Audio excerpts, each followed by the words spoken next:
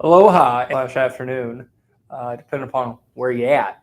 Hey, it's Jacob, Vic, and Steven back here again for our daily dojo here during AEP. And we actually have a pretty strong topic this morning that involves not only agents, mentors, mentees, it involves recruiting as well too. So I want to ask Steven this question here, and it's really what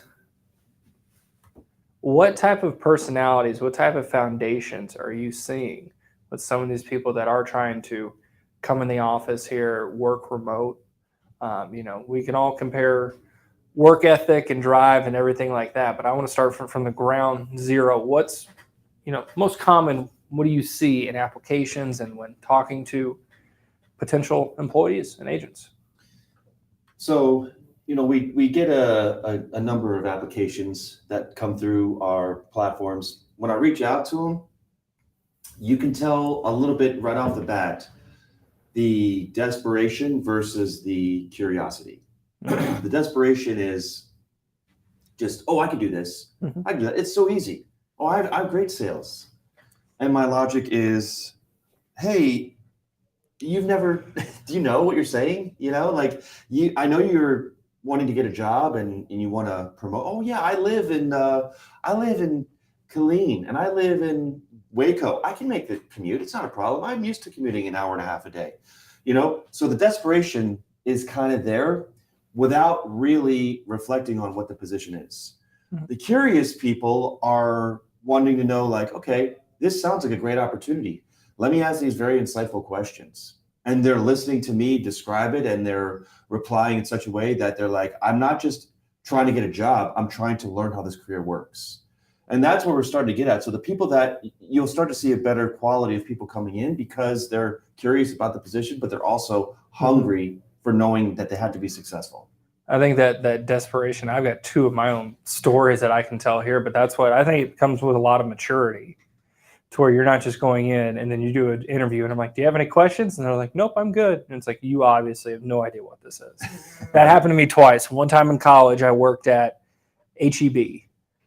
Okay. And everybody thinks, HEB, like I was bagging groceries or, checkout, putting carts away. No, it was like their repairman type job. And I was like, okay, I'm pretty handy. I can do this. So I was 18, freshman year of college, and just stopped working, like my summer factory job.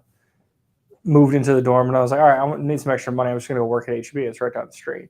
So they had this repairman job. And I'm like, okay, I can do electrical stuff. I can do plumbing stuff. I can do all this. It's going to be super easy. It was at the time, it's $11 an hour or so. And I was like, okay, I'd still, I'm only going to work 20, 25 hours a week. So I was like, all right, perfect. And so go in, do all the training the first day, everything like that. And I never asked a question about what the job duties were because it was in the description, right? Right. And I'm like, okay, I'm just going to go and repair stuff. That's super easy. Now, again, me saying this at 29 versus 18 applying, I can see there ain't no way they're going to let some 18-year-old kid repair electrical and plumbing in this statewide chain, right, in this location. There's no way. So do you know what I actually was? What? Just take a guess. You were HEB journeyman. Going through the electrical. No. I can't even imagine. Probably repairing big machinery that you're qualified. I didn't repair crap. Really? But crap is an important word because I was a janitor. Oh no way. Yes, I was a janitor, and I was like, man, have I been lied to? Yeah. I am not repairing anything. The only thing I'm repairing is the holes in the trash bags I have to take out and dump in the compactor. Okay. That's the first time I got bamboozled there. I worked for 2 weeks there until I had some varying hours. So like some days on when I just had morning classes, I would work like 2 to 12 or 2 to 2 type of thing. And literally all I did was grab my cart, check the trash bag's full, take it out, go throw it there. Somebody would spill something. I had to put the little cones out. This is before they let you wear AirPods doing it too. Mm-hmm. So all I heard all day was, I think this is again why I love the HEB music so much, was because I couldn't listen to what I wanted to listen to. It was all just the soft rock and garage rock songs. Right. And the adult contemporary. And that's what I did for 2 weeks. It was all of it. I was scrubbing toilets, was doing everything. And then finally, there was one night on a Friday where like these two people went in the men's room and blew it up from both ends. Oh no. And I look at it and I go, I'm done. Yeah. I'm not touching this. I kept my badge. I clocked out, told the guy, hey, I'm never coming back here. As an employee. Go get somebody to clean this up. Wow. Okay. After 2 weeks. And I was like, I should have asked the question, right? Yeah. You should have. Absolutely, yeah. So that led me to, this is about 6 or 7 years ago here, where before I took a job, I had a buddy that worked at Enterprise Rental Car. Y'all know anybody that's ever worked there? Mm-hmm. Yeah. In the Austin area. Like by the airport? Oh, wait. So I'm thinking here, I live in Cedar Park, right? I was like, this Enterprise place is right here on this corner. You go up the street, it's right there in the corner. Perfect. I'll go apply there. They send me to interview the one off like Mopac. I'm like, okay, whatever. So I'm going to interview. And I'm like, okay, this seems like okay. And they have like 3 rounds of interviews until you reach like the regional Central Texas guy. And I'm like, why do you need 3 rounds of interviews for this here? So I was talking to him. He's like, yeah, man, I like your skill set. And this is when I started realizing, okay, I need to ask questions about what I'm about to do. Right, you want to end up cleaning toilets. And I go, again. okay, what does it look like? And they're like, well, we have a training program for the first 6 months that you work. And I go, okay, what's the training program? They go, well, you actually don't start here in the store. You don't really start at any store. Oh. You start at the airport. And I go, what? He goes, yeah, so it's 5 days a week, sometimes 6 days a week. And I go, I live in Cedar Park. And you want me to drive to the airport there. Also, it's night shift too. It's not morning shift. It's night shift. You want me to go there, start working at 6, work until 6, drive an hour and a half back home in a truck that gets 15 miles a gallon. Okay. Then wake up in 7 hours and drive back another hour and a half that way and go and handle rental cars and clean them out and vacuum them and do everything for this little amount you're paying me. I go, you are crazy. Did you say that? Anybody?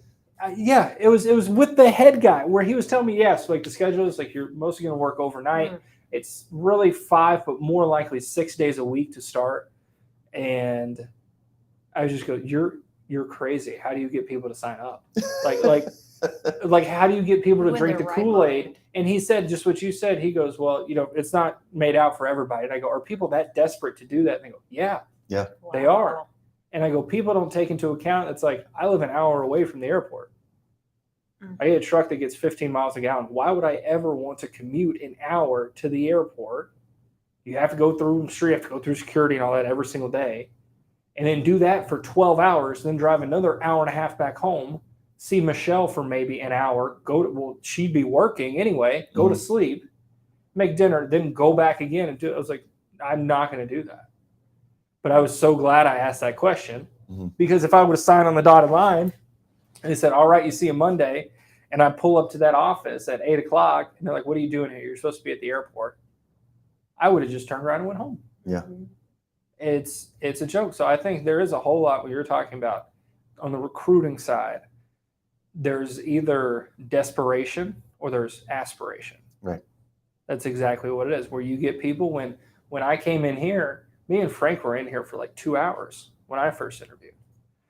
And it wasn't like how Frank gets when he just talks about himself.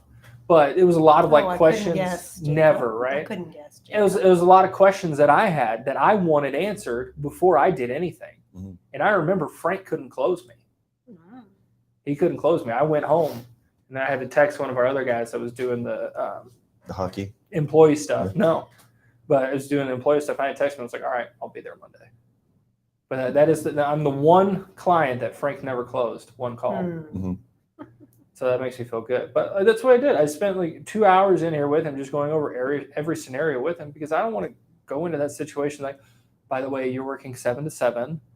We don't have any chairs. You're only standing here, and it's a walking treadmill. And you have to clean our toilet. And it's 85 degrees in here with mosquitoes and alligators, and you have to clean the toilet, and nobody opens up the lid. So, welcome to a lot of upper decking. Yes. Oh, wow. Yes, we're not talking baseball cards. Yeah. So. Wow, is that a thing? Yikes. Well. Yeah. Even Nico's up. Yeah. That's good. So that's it from like the recruitment side. What about the mentee side? What have you seen with people? Can you tell if there's a desperation or I'm just doing this to do this. I don't really care. It's just something for now. I'm not set on it. What do you guys see it as? You vet them as best you can in the interview, and you ask them important questions, and you try to address potential, issues that could arise. And if you hit all those points, and the answer is yes, I have this taken care of and that taken care of, and yes, I know how to do this, and yes, I know how to do that. All you can really do is take them for their word. And if it turns out not to be the case, once they're hired and then it doesn't work out, well, yes, you wasted our time, but you wasted your own time. Mm-hmm. It's unfortunate. We want everybody to be successful, and you're letting yourself down really when you do that during an interview. You know what I kind of hate to say, but nowadays I think people who hire are not as selective as they need to be. Mm-hmm. Because think about the mindset of some people that, we interview and we're like, sorry, can't do this. Or people that try out jobs for 2 weeks and then leave. They go, oh, I can go get something else. Oh, I can go get something else. There's not a whole lot of buy-in for it. And you can tell within, I don't even need 2 weeks. Give me 1 day. And I can tell you who's bought in. If you're on your phone at your desk, if you're, not asking questions, you're just reading through here, you're not going to make it. Yeah. Everybody knows that. But it's a whole lot of just due to the fact that people can think, oh, I can go get another job.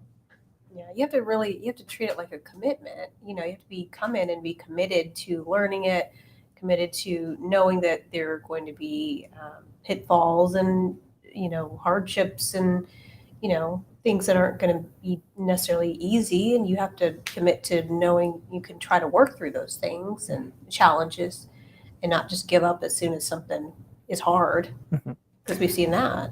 And I'm gonna say something here too. Jenna, do not watch this, do not clip this or take this out of context here. It's almost like we're in relationships with employees. Mm-hmm. It really is. And this is a perfect way to describe it, to where if you had a mentee under you and I could see that, like, okay, this is just draining the energy out of you. There's nothing positive coming out of it. Do you want me to come up and tell you, hey, I think you should break up with them? Well, because it's one that to where, really that's kind of how some of the mentality is. So to where it's like, if you see something, if you're like, okay, like you're struggling at this job or you are struggling with this here, if he was cheating on you, would you want me to tell you, or do you want me to wait for you to find out? Oh, no, I'd want to know. But no, you're right. I do treat it like when I was dating, which is, if I was kind of entering a relationship with someone and I see something of a little bit of concern, I'm the type of person to let it play out a little bit. I'm not talking cheating. We're talking about weird behaviors or interesting personality features. Just kind of let it play out and see how, and then I address it. But you know what? Look, dude, what's up with this? What is this weird that you eat your candy bar with a fork and a knife? What's that about? Why are you so fancy? Yeah. This is Seinfeld reference. But of course, yes, though, if it's something, and I've done this for a friend of mine, which is I found out he was playing her, and I said, look, girl, you got to talk, and she wanted to know, and I would want to know. So yeah, if you saw something with an employee that was of some concern, I'd want to know. So I can help address it. And I think too, it's also like vice versa, where you see something good, like Shell still to this day, she'll never let me live down. When I went to pick her up for her first date, I just had my Spotify playlist going, and we were like talking, and then we're heading to downtown Round Rock. And you know what song comes on? What? Just take a wild guess from my playlist, a song that I just started singing to, and she actually took a video of me singing on Snapchat without me knowing. This is the first date here. I went to go pick her up. It's Dojo, Leave, Get Out. Oh no. And it was just on a playlist and started singing, and she just took a Snapchat video of me, and she was like, no, at that moment I knew you were like, okay, this guy's pretty cool. Like, this guy's got something. Do you guys have similar music tastes? She copies a lot of my music. Oh, yikes! She likes to listen to some raunchy rap music when she's in the mood. Nothing wrong with that. When she's like, happy or trying to get something done, it's always like rap music. And then she Yeah. gets in the truck and she's like, "This is the 4th time you've played this Hootie cracked rear view CD this month Right. in the truck alone." And I was like, "It's a great CD, back to front. There's no skips. What are you talking about?" First song, Hannah Jane, banger. Put Second shuffle, song, put that baby on Hold shuffle. My Hand, banger. Bangers Like every it's time. just exactly. But that is a common thing where it's like, do we really have to listen to this? And then when the band's playing, Third Eye Blind thing came on. Yeah. Oh. Anytime I was in the truck, I would have that on. Well, that's a 5-hour podcast, Great episode. and you can't drive around for just 5 hours. And so we did it to like going to the dog park, coming back Yeah. to the dog park, going to the grocery store. We just hit play, hit pause, and then we go to like the little dog meetup, which is like 45 minutes away, still going. And then on the way back, she's like, "How much is left?" And I was like, "About 2.5 hours." Isn't it great? It's great. But it is just like you said, you hate to say it, but you do kind of look for, and I'll age myself here, look for the flags where you're like red flag, green flag. Yeah, absolutely. So for that, I completely agree with you. I can tell with people's attitude whether it's going to be a red flag or a green flag. Yeah, and I've had on a first date where I'm like, "Yep, that's going to be a no for me. Let's Mhm. just finish letting you buy me drinks, and we'll be done with this thing." Let mama feel something, and then we go. Expensive dinner. Let's just get to dessert and we'll Yeah. peace out. Lobster. All right, let's go. Yeah, market price. But one thing I did find interesting for you too, that you hate to go on the rant of these millennials and everything like that, but dude, everybody's just soft nowadays. Nobody's got a backbone. Even people that are 50 or 60 years old, when you try and help them close deals and they just let them walk all over them. It takes to be very successful in this, because this job as being an insurance agent, especially with Medicare, does chew up and spit out a whole lot of people. Mhm. But it's the people that have the backbone for it to go, "Oh, like I'll call you when I have a minute," and go, "No, my time is more valuable here." But that's the nature of the business. People will come in and be like, "Oh gosh, you guys, it's not us. We want you to be successful. That's just how this business is. It can be cutthroat." Mhm. I think we do it the healthiest way possible, and the healthiest way I've seen it in any agency. Absolutely. Mhm. But that's the business. Yeah. It's hard to measure success with a sales agent so early. And especially if they've only this is their first Right. experience. But you can definitely measure character early. Mhm. Okay, in the long run, this may not be a job for you, but it's because you may have been looking for other opportunities and may not have been invested. But you can always see, like you said, the first day, I could tell within the first minute when I'm on the phone with somebody, like, yeah, we're not going to continue this conversation. Either like not participating, they're not showing, they're not like, dude, you are applying for a sales job. My advice to you is to try and sell yourself first. I would call them like, "Hey, this is Medicare Gurus. I saw that you were applying for a sales position. I'm just seeing if you're interested." That's it? That's all you're going to give me? Okay. Right. And I ask a couple more questions. Yeah, I'm interested. Okay. Have a nice day. Wow.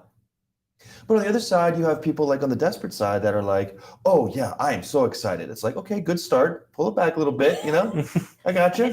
Yeah, I know. Yeah, I'm looking at your resume. You have jumped around a little bit, which is okay. Like if you're a date, girls all Where it's like, "Girl, we ain't even got the appetizers." Right, yet." exactly. All right, I know, stop. I know. Gotta have a little energy. Gotta get through the meal. Yeah. Oh, those cheesy little sales lines. "Oh, it's a beautiful day in paradise." I'm like, Lord. no.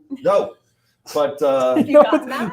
oh yeah. Oh man. Yeah. What makes me laugh is some of the people that I work with on the phone, and they'll call me and I'll be in like sad boy mode. Uh-huh. And they're like, "Hey, how you doing?" And I'm just like, "Not great." Like, "Oh my God, are you okay?" I'm like, "Yeah, I'm just kind of down." Yeah. Like, "Oh, what's going on?" And I go, "Oh, nothing. I just put myself in this mood." I'm down in my feels. I was like, I just enjoy feeling like this. And they're like, "Oh, It's my psycho." comfort. Yeah. Okay. They're like, "Can you help me with my plan G?" And I'm like, "All right, yeah, let's get to it." And then boom, personality clicks on. Yeah. We just be like, "How's everything?" "It's good. How are you?" It's like, no, throw them a curveball every now and then. Especially when people are like, "How's it going?" They're like, "It's okay." And I'm like, "Is it really?" Yeah. And they go, "Oh my God, he is." But no, I completely agree with you. And I bring that up as a mentor as well, too. I can tell you who impresses the pants off me. Mhm. I can tell you who on this floor right now is going to be a really good agent. That is Christopher Lacey. Yeah. Do you know why, though? Because he's putting in the effort. Yeah. But he's asking questions. Right. Yeah. Not afraid, doesn't bend at the first objection. No, he's sticking it out. He's going it through. But for him, he wants to learn. Yeah. But he wants to learn how he can apply himself better. He doesn't come in and he goes, I want to learn everything about Medicare. Like we did 2 apps this morning, and bless his heart, it took him like 2.5 hours to do them, but we got them done. Right. And I was, hands off, try to be hands off as much as possible. But for a lot of it, he was like, man, just how do I get better? When he was done, we fist bumped. He said, way to go, got everything completed. But when he was done, he came up and he was like, okay, like he has to reflect in order to go, okay, look, that took me forever. Right. And that I don't, did not, yeah. And I don't want it to take me forever. What can I do? That's good observation. Yeah, very introspective. Yeah, and so it's not just like, okay, let me do these 2 apps here and get it over with. It's like, no, he's like, how can I get better at this? And I go, well, first off, sometimes you do get dazed and confused and you just go into, oh my God, I don't know what's your start date of this plan? And I go, they don't have an Advantage plan. Read the question above it. It says, do you have any other plan besides original Medicare? They don't. We can skip that. They have a med sup that we're replacing. Right. And I told him, and I was like, look, just do this trick. And this is what helps so many people that are shy on the phone or you ran out of stuff to talk about when you're doing an application. Read off what you're doing because it also confirms the information that we have. He goes, what do you mean? And I go, I'll do it to you. So he put up the same person's info, went over to Medico, and I go, okay, let's see. So your effective date is going to be 12/1 of 2022. This is going to be a monthly draft. Do you have a household resident that you live with? Yes, that would be your husband. Is this open enrollment? No, because you didn't just start your Medicare. Is this guaranteed issue? No. Okay, are you a tobacco user? No, you're not. Okay, this is your birthday. All right, and we're doing the Plan G at 106.60. Okay, let me start the app here. Okay, and your name is Victoria. That's Victoria, right? And just go through and just read the thing. But it also keeps you from getting the yips and doing it or clicking ahead or getting something wrong or not updating something. We're not in a rush here. That's kind of what I had to tell them too. This is not a sprint to the finish. You had these people on the phone for 2.5 hours to do 2 applications, and they still absolutely love us. One time I did 6 apps. That mofo took all afternoon. I was here till 8 o'clock doing that. And you know what? I just, I narrated what I was doing. I'm like, oh, I'm clicking here. Oh, it's spinning. We're just moving right along. Be a little slow. Oh, I'm going to click this box. Oh, we already answered that question. You just got to make it weird if you have to, or, just make them laugh. Just don't be quiet. Right. Like I hate that anytime they have to mute themselves and ask a question, like skin crawls, like when they say policy review. I'm like, don't do policy reviews here. Frank has different outlook on that. He likes quiet because he knows that things are moving along. So he's like, he doesn't like nonsense filling in. He's like, all right, I'm going to fill this application for you. And he'll just, okay, we're done. And he doesn't mind the silence. I can't do it. I try to do your tactics, which are have conversations with them while you're filling out the application, just like talk to them. And that takes practice because it gets real hard. There's a whole lot of copying and pasting. You can stuff up. Yeah, like an easy app. Like I remember doing Manhattan Life apps, which are like the one page, super easy. Everything is. I can chat with them, but like the ARP apps, where it's like you got to move through and read stuff. You're like, so how's it good? You know what? Hold that thought. Let's get back to the application. So. But I mean, I don't like silence. I don't like, for me, it's balance. Like, I don't want to fill in the void with nonsense, but like talking to them, like reading the application or having a genuine conversation, that's fine. But silence for me, it's like, I guess, yeah, it's just like, yeah. Sometimes, but Frank made a good point too. He's like, they don't care. Like, they're just there to fill out the application. Yeah. So, and if it's a long one, sometimes I'll even point out, hey, oh man, I'm glad. You should be glad you're not the one doing this right now because this is a whopper right now. And they'll be, oh yeah, I'm so glad that you guys are doing this. They're fine. They don't let yourself feel rushed or pressure. Yeah. They're happy that you're doing this. And what we as recruiters and mentors and leaders need to help our new agents understand is that when you're talking to somebody in the first 5 minutes, you're not going to get them there in the first 5 minutes. You know, they hear our conversations, they listen to our calls, and they're thinking, oh, yeah, I can apply just this nonchalant attitude, you know, right away at the beginning. And it's like, well, yes, that concept can work, but also like they don't know who you are. The reason they're trusting us is because they know who we are now. We've done everything by the script and we've instilled trust in them. So now we can move forward. But you as an agent, especially a new agent where you don't know a lot of Medicare, the most important thing is having conversations with them. They forget that. Right. Well, to fill in the time while you're looking for an answer for something, you're waiting for a response about Yeah. something, or you're trying to figure something out. Right. Just stall. I That's tell all them it too, is. I'm like, when you ask questions, you know, it's good to ask questions, but also like Brad always says, Google is your friend. Mhm. Go like look at their city. Google their city. Look at what's around them. You know, like Mhm. that's what I used to do all the time. I'd click in their city and then I would find the most popular city and I'm like, oh yeah. Oh, you're in Topeka. Yeah, that's by Lawrence, Kansas. How are those Jayhawks doing? And they would talk about the Jayhawks. And it's like, there we go. Conversation These people commencing. love to talk. A lot of them don't have anybody in the world else to talk to. You Right. know? But you don't want to be disingenuous. No. It's like, hey, how's the weather out there? Great. Mhm. Is it another day in paradise? Yeah. Oh God. Dude. Yeah. That's just like me. I did it yesterday with this. I still have no idea. Everybody just pray an extra rosary tonight for me and this lady here that I'm trying to get underwritten under the age of 65. What state? Jayhawk country. Oh, wow. She's like, she just had some back issues. That's really it. Is that why she's disabled? Mhm. Mm-hmm. But she can answer no to the health question. She haven't gotten treatment in years. So I'm like, okay. And it didn't get automatically declined. It's worth a shot. Yeah. Yeah. But for her, like I was already on the phone with her because I'm like, okay, we're really going to have to underwrite this if we're 58 under 65. Like I had to go into portals because it'll show you prices of it all, but that doesn't mean that they actually accept the business. So like I had to go through Aetna, I had to go through Cigna, I had to go through Medico. I had to call Medico because I didn't know. And then finally we ended up at Mutual of Omaha. But still, you know, we're on the phone for like an hour and a half, right? And me and Sharita were doing the application here, and Sharita's got a question real quick. And all of a sudden you hear just like, roof. And I go, what's your dog's name? Mm-hmm. Like, and you know, it's like, okay, here, and your address is all this, and you just hear in the background, roof. And I go from that kind of tone. It was like, okay, address, name. I go, what's your dog's name? And she goes, Maggie. And I go, Oh. I was like, we're about to be best friends here. I was like, I have a Maggie.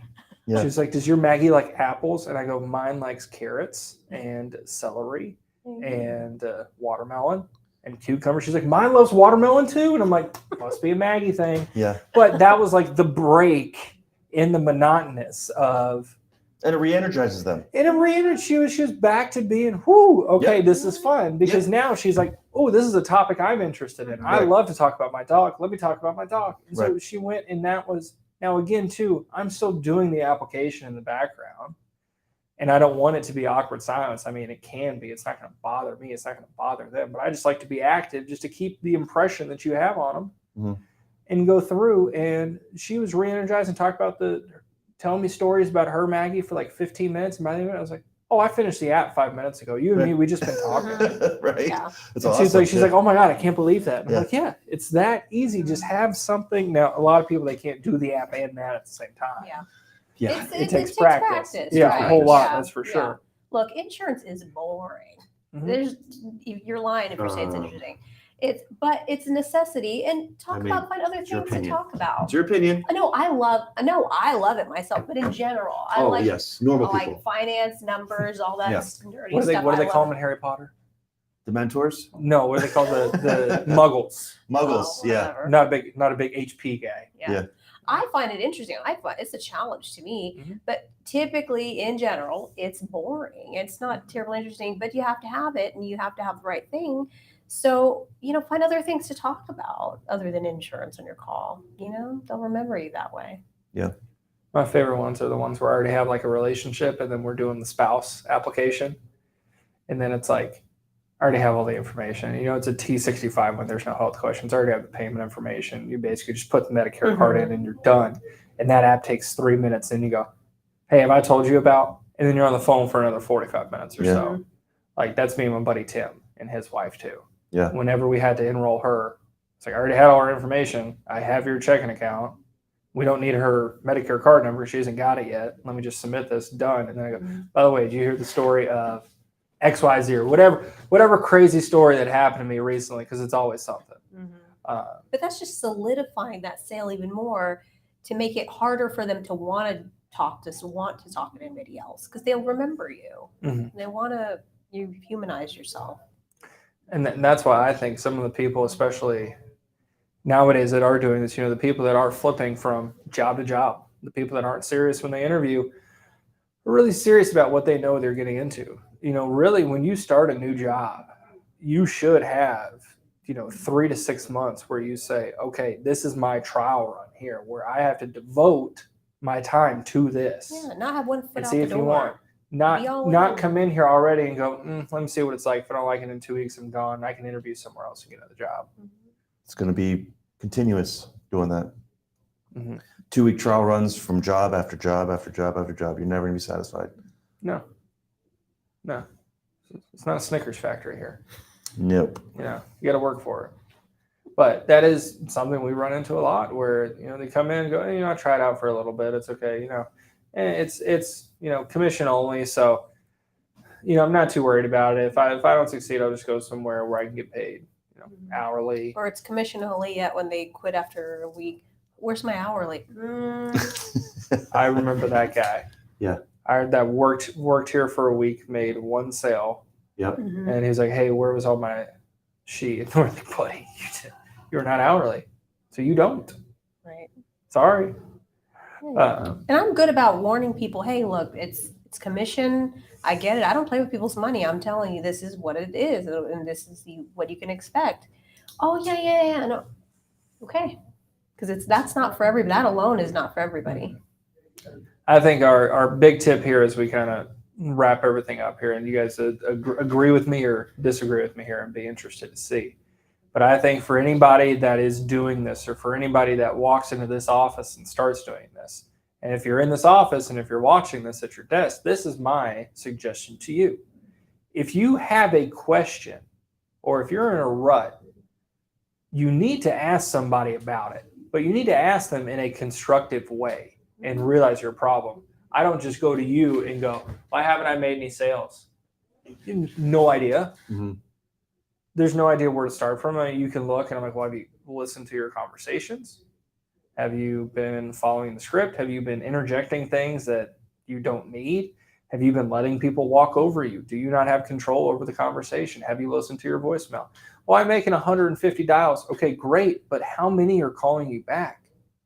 Because if they're not calling you back, that's not a them problem. That's a you problem where you're just spinning your wheels trying to put yourself on a pedestal. Well, I'm making all these dials. Well, that's great.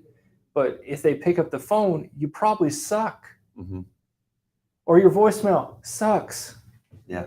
That's why you're not getting into conversation. That's why you have to do 150 calls a day to justify it.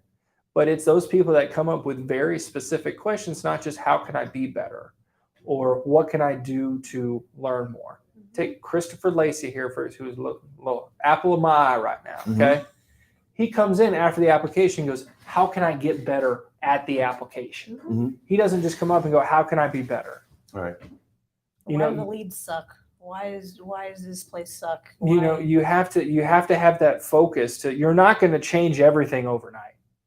You can change one little bitty thing every day. So that way here in 2-3 months, not 2-3 weeks, not 2-3 days, but 2-3 months, whenever you've done it enough that it creates a habit, that you're going to be better than you were.